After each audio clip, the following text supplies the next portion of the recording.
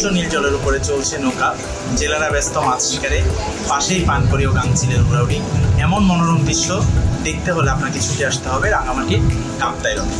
এই কাপ্তাই হ্রদে গড়ে উঠেছে অসংখ্য ছোটোখাটো দ্বীপ, যে দ্বীপগুলোতে রয়েছে বিভিন্ন রিসোর্ট এবং রেস্তোরাঁ।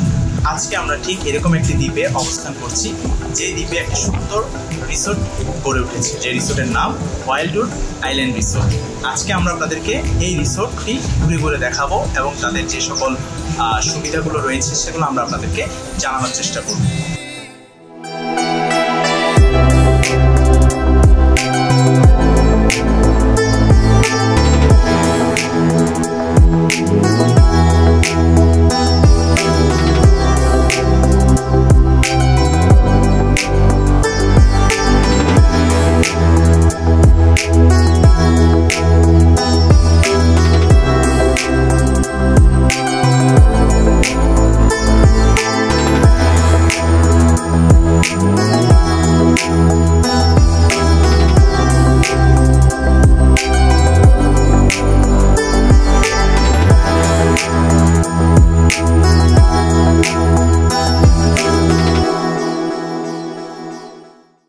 আমরা এই রাঙামাটিকে আধুনিকায়ন করার জন্য এবং পর্যটন একটি নগরী হিসেবে গড়ার জন্য আমরা নানামুখী প্রকল্প নিয়েছি এবং কাজ করে যাচ্ছি।